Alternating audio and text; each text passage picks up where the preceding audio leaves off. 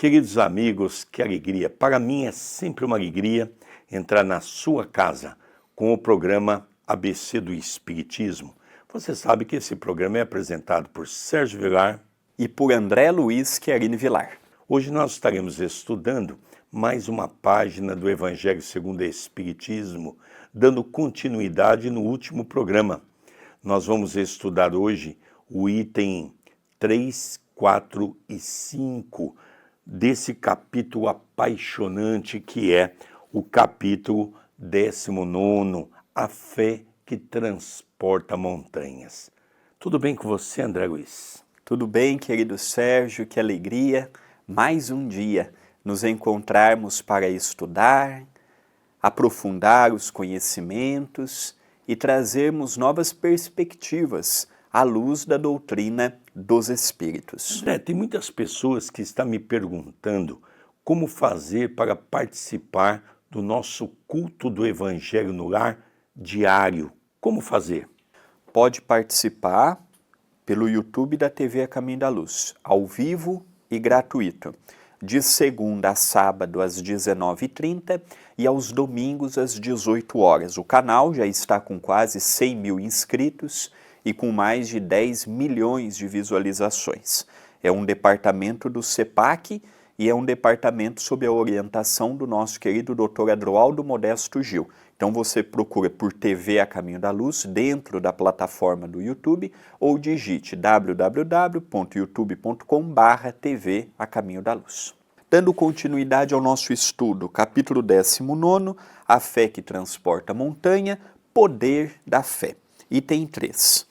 Noutra acepção, considera-se fé a confiança que se deposita na realização de determinada coisa, a certeza de atingir um objetivo. Nesse caso, ele confere uma espécie de lucidez, que faz antever pelo pensamento os fins que se tem em vista e os meios de atingi-los, de maneira que aquele que a possui avança, por assim dizer, infalivelmente. Num e noutro caso, ela pode fazer que se realizem grandes coisas. A fé sincera e verdadeira é sempre calma, confere a paciência que sabe esperar, porque estando apoiada na inteligência e na compreensão das coisas, tem a certeza de chegar ao fim. A fé insegura sente a sua própria fraqueza e, quando estimulada pelo interesse, torna-se furiosa e acredita poder suprir a força com a violência. A calma na luta é sempre um sinal de força e de confiança, enquanto a violência, pelo contrário, é prova de fraqueza e de falta de confiança em si mesmo. Então nós, dando continuidade até mesmo naquele último programa, onde fé significa acreditar, dar crédito, nós percebemos que um dos grandes entraves ao nosso processo evolutivo é a questão exata da nossa pouca fé. O que significa isso? Significa que nós não acreditamos em nós. Precisamos criar dentro de nós a certeza de que quando vamos fazer alguma coisa vai dar certo. Veja se não é verdade. Nós começamos a fazer algo ou estamos pensando em fazer algo, nós já dizemos assim, isso não vai dar certo. Lógico que a possibilidade de dar errado é muito grande, porque nem você está confiando naquilo que você está fazendo. É verdade que muitas vezes nós temos fé de que vamos fazer algo e aquilo vai dar certo. E no final, acaba algumas coisas não dando certo. Mas isso não significa que aquele projeto está todo equivocado. Vamos corrigir os caminhos, os rumos, para nós podermos então chegarmos a uma realização. Hoje nós temos a comida fraterna. Em julho do ano que vem, em 2025, eu estarei completando 40 anos ininterrupto na área assistencial. Eu posso falar de cátedra, que passamos por muitos erros, cometemos muitos equívocos, fomos corrigindo gradativamente e hoje nós temos um padrão daquilo que é o necessário para podermos conduzir um trabalho de comida fraterna e de sopa fraterna dentro de uma expertise que nos traz um melhor aproveitamento de legumes, de trabalhadores, para servir ao próximo. Então é natural. Nesses 40 anos tivemos muitos empecilhos, tivemos muitos equívocos, muitos erros. E isso faz parte de qualquer processo de algo que nós fazemos na vida. Mas o importante é nós nos conscientizarmos de que precisamos iniciar e precisamos fazer algo. E nós temos mais 2 departamentos assistenciais, que é o de Pouso Alegre e o de Jundiaí, e nesses 40 anos que o meu pai mencionou, eles já tiveram uma base em que não precisaram errar tanto quanto nós erramos no início, o que é natural. Eles já pegaram uma receita que está dando certo e se adaptaram à realidade do grupo e da cidade em que se encontram. Então, os acertos, nós também podemos incentivar os outros já pelos acertos. Então, nós vamos passando essas orientações para que os outros já comecem daquele ponto em diante. E não quer dizer que daqui a 40 anos não vamos olhar para trás e ainda ter o que melhorar, o que corrigir, o que aperfeiçoar. Me chama a atenção também, neste tópico de Allan Kardec, lembrando a figura de Jesus. Jesus foi o personagem que demonstrou maior fé. Quando nós falamos de fé, o exemplo é Jesus. A fidelidade dele ao Pai ao ponto de dizer, eu e o Pai somos um só, mas ele não é Deus e Deus não é Jesus. Eu e o Pai somos um, mas cada um mantém a sua individualidade. Eu faço a vontade do Pai, mas eu também faço as minhas vontades. A mente de Jesus é a quem cocriou o nosso planeta. Nós estamos falando de uma mente que ainda é muito difícil da nossa compreensão. Se nós não compreendemos a nossa mente, imagina a mente divina de Jesus. Olha, André, só para você dar continuidade nessa linha de pensamento, veja como é interessante quando o que o professor Kardec dá como base para todos nós. A fé sincera e verdadeira é sempre calma, confere a paciência que sabe esperar, porque estando apoiada na inteligência e na compreensão das coisas.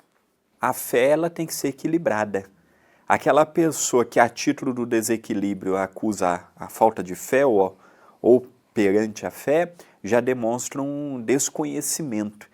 Essa visão que Kardec nos passa hoje, e no segundo bloco ele vai falar da fé para não se confundir com a presunção, e no último bloco ele vai no último item, ele vai falar o poder da fé tem aplicação direta. Então aqui Kardec ele faz um estudo minucioso. Ele só não aprofundou ainda mais, porque senão ele teria um livro só sobre fé, só sobre amor, só sobre reencarnação.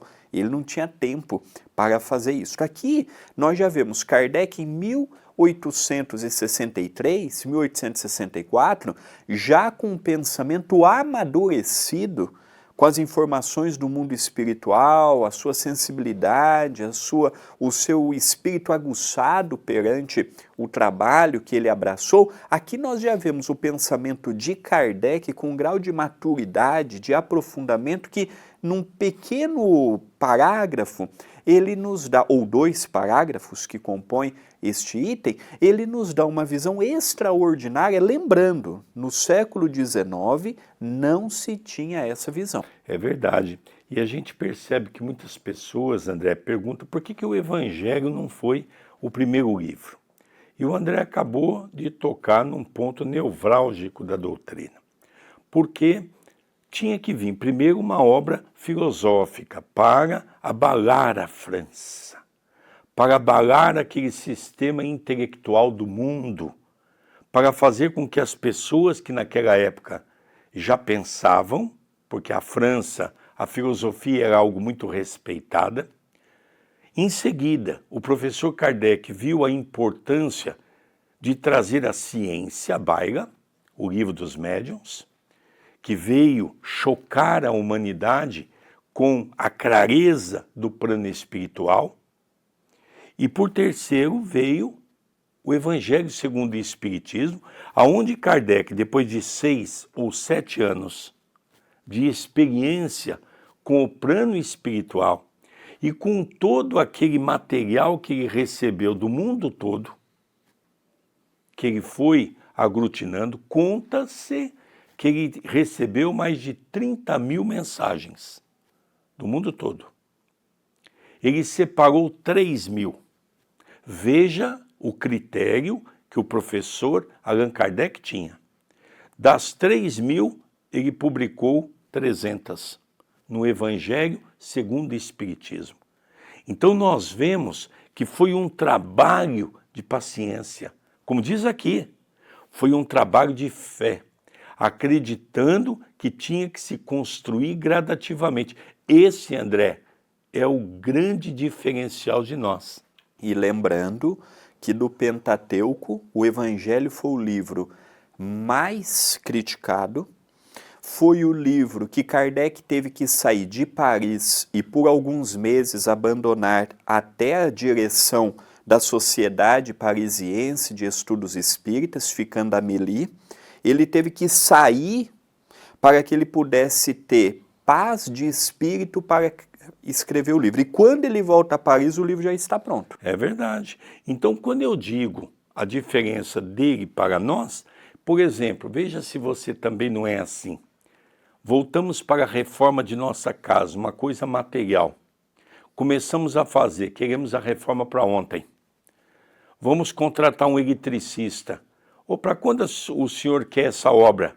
Eu queria para ontem. Ah, eu preciso aqui fazer uma reformulação nesse quarto, fazer aqui uns painéis nesse quarto. Para quando? Até o fim da semana. Não se faz nada dessa maneira. Tudo tem que ser planejado. Estamos terminando o primeiro bloco, eu venho relembrar o nosso Evangelho no Lar, segunda a sábado, às 19h30 e aos domingos às 18 horas, pelo canal do YouTube da TV A Caminho da Luz, já chegando a 100 mil inscritos e passados de 10, 11 milhões de visualizações. Então procure pela TV A Caminho da Luz na plataforma do YouTube ou digite no seu celular, telemóvel ou computador youtube.com/TV A Caminho da Luz. Se inscreva no canal, subscreva-se no canal. A sua participação ela é muito importante. Queridos amigos, nós vamos para um pequeno intervalo e já retornaremos com o programa ABC do Espiritismo. Não sai daí não, é um breve intervalo. Queridos amigos, já retornamos com o programa ABC do Espiritismo, hoje estudando, dando continuidade no capítulo 19 do Evangelho segundo o Espiritismo, a fé que transporta montanhas. Estaremos estudando o item 4º e o item 5º, encerrando essa temática que é muito importante, aonde o professor Allan Kardec vem trazer para todos nós explicações daquela parábola de Jesus, não é? Daqueles ensinamentos de Jesus, quando ele fala daquele jovem que tinha epilepsia. Naquela época se chamava um lunático. Então nós vamos estudar esse capítulo que é muito interessante, o item 4º e o item 5º, dando continuidade no estudo de hoje. Não é mesmo, André Luiz? Sem dúvida. Diz Kardec: necessário guardar-se de confundir a fé com a presunção. A verdadeira fé se alia à humildade. Aquele que a possui deposita sua confiança em Deus, mais do que em si mesmo, pois sabe que, simples instrumento da vontade de Deus, nada pode sem ele. É por isso que os bons espíritos vêm em seu auxílio.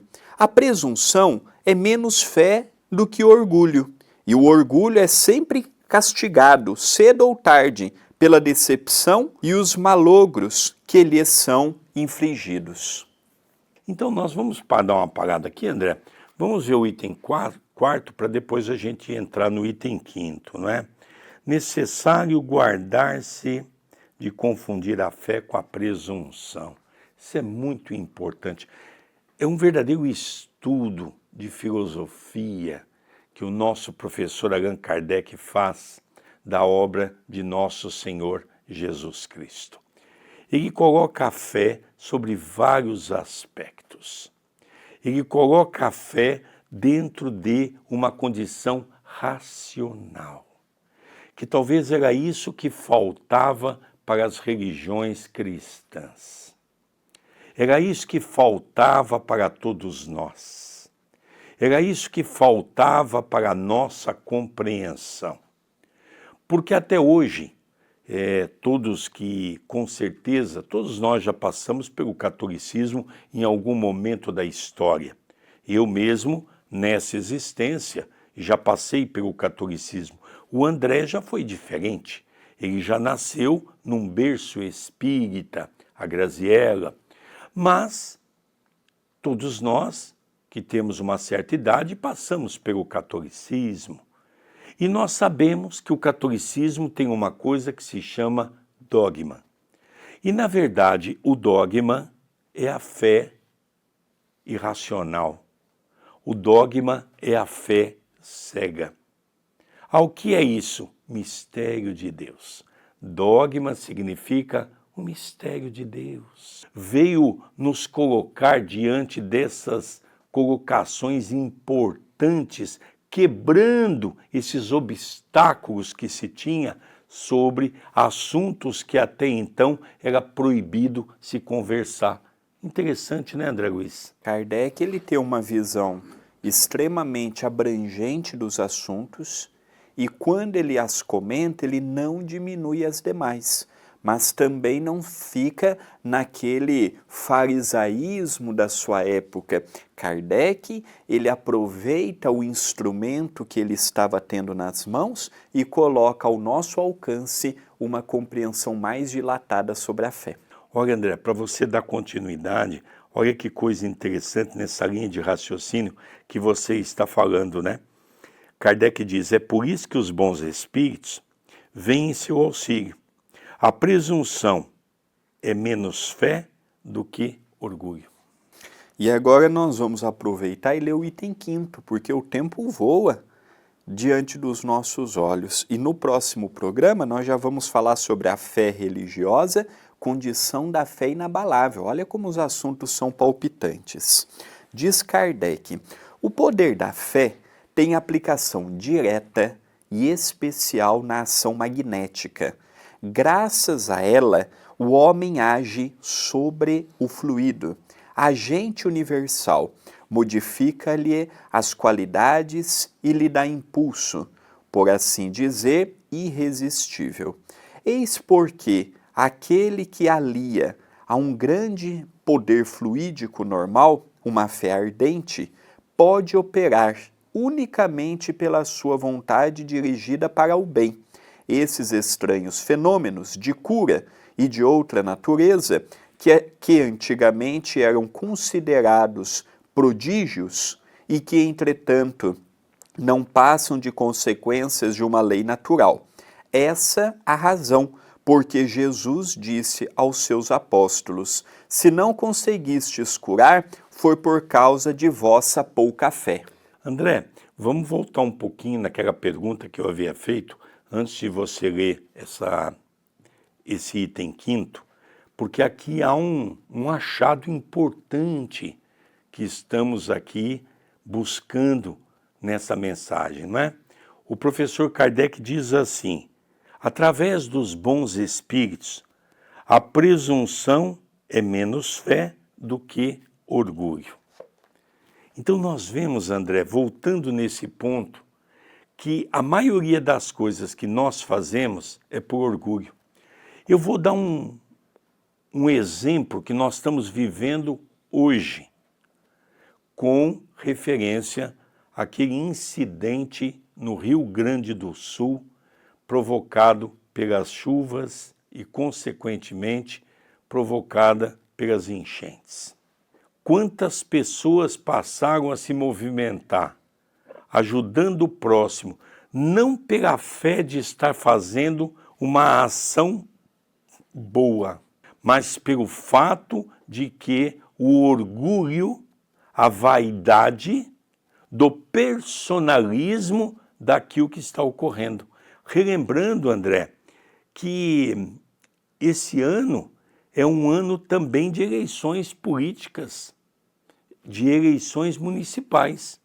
Então nós vemos muitas pessoas que acabam aproveitando essas oportunidades para fazer com que esse orgulho possa estampar-se. E uma coisa interessante, André, quando essa fé é inoperante, nesse caso, há muitas pessoas que depois dizem assim, eu me arrependi de ter ajudado, porque ninguém reconhece, ninguém agradece, porque a pessoa não fez de coração, ela não tem humildade, como foi lido agora no item 5. Sem dúvida, a fé, nós estamos ainda tendo ela em estágio embrionário. Estamos no dia a dia, ouvindo a voz da nossa consciência, acreditando nos propósitos que recebemos do alto. O trabalho ainda nem sempre é visto por nós, o trabalho espiritual, nem sempre é visto por nós como uma oportunidade de crescimento. Então, os apóstolos naquela altura perguntaram a Jesus, Senhor, o Senhor curou o lunático. E ele, o pai, antes de ter trazido o filho até o Senhor, veio até nós. E tudo que o Senhor fez, nós também fizemos. E ele continuou com o processo de obsessão. O que o Senhor fez de diferente de nós? Eu fiz uma única coisa, eu tive fé. Eu não simplesmente coloquei as mãos nele e fiz uma prece, eu coloquei com fé, tendo a certeza de que Deus iria ouvir o meu apelo. Então essa falta de fé é o que atrapalha os nossos passos aqui na Terra. Às vezes eu até tenho boa intenção, às vezes eu até tenho boas ideias, só que quando eu vou colocar em prática, o meio que eu vivo espiritualmente falando é muito delicado. A ingratidão, a falta de reconhecimento, a falta de maturidade nossa e do próximo, faz com que eu não receba aquilo que eu esperava. Aí novamente eu tenho que lembrar de Jesus. Jesus ele não foi compreendido nem pela mãe. Jesus não foi compreendido pelos apóstolos. Jesus não foi compreendido pelas pessoas que estavam ao seu lado. Uma minoria compreendeu parcialmente a sua mensagem, mas nem por isso ele deixou as parábolas de lado, os ensinamentos, as frases e a promessa que estaria conosco até o final do século. Então vamos aqui tentar recapitular. Então o item primeiro fala da passagem de Jesus, que é a questão do lunático. O item 2, 3 e 4 nos fala das modificações íntimas, da reforma íntima, para podermos desenvolver a fé. E no item 5º, ele fala especificamente dos trabalhos que nós podemos fazer na casa espírita de ajuda ao próximo. Para isso nós temos o chamado passe magnético. Nós temos aqui em Itapira o trabalho nas macas, onde no livro dos médios nós vamos ver que podemos ajudar alguém que está com algum órgão que precisa vitalizar esse órgão e com as mãos, se nós tivermos fé, poderemos ajudar e muito. Então, o professor Kardec, no item 5º, vem falar para todos nós de que realmente precisamos desenvolver essa fé. Por que muitas casas espíritas acabam não tendo o êxito que deveria ter? Nós conversávamos ontem ainda na minha casa sobre essa questão. Exatamente porque os grupos se preocupam mais em cargos, em ter poder de mando, comandar, eu sou melhor para isso, eu sou melhor para aquilo, e as pessoas esquecem que o trabalho tem que ser um todo. O trabalho de uma casa espírita nessa área de cura, pelo passe, pelas marcas que nós chamamos de auxílio espiritual, tem que ser feito com amor. A fé tem que reinar no coração de todos os participantes, que devam saber que ali se encontram para ajudar o próximo, não é para fazer aquela pergunta que os discípulos fizeram ao Senhor: Senhor, qual de nós é o maior? Não, nenhum de nós é o maior, nenhum de nós é o menor. Todos nós somos obreiros trabalhando por Jesus. Eu aproveito o encerramento do nosso programa de hoje para convidar a todos que ainda não conhecem o 9º livro de nossa autoria, Trabalhadores Invisíveis. Este livro fala um pouco da Colônia Esperança Chico Xavier e foi ditado pelo espírito de Jerônimo Mendonça. Então, quem tiver interesse, entre na loja acaminhodaluz.com.br e adquira esta obra. Fala um pouquinho do trabalho do Dr. Adroaldo, do Jerônimo e de outros espíritos mais vinculados a esta colônia que fica acima da cidade de Itapira e região. Então, quem puder adquirir, adquira o seu exemplar pela nossa loja virtual. Hoje o nosso trabalho passou muito rápido, né? Vamos encerrando o programa ABC do Espiritismo. Um beijo no coração de todos e até o próximo programa. Até o próximo programa.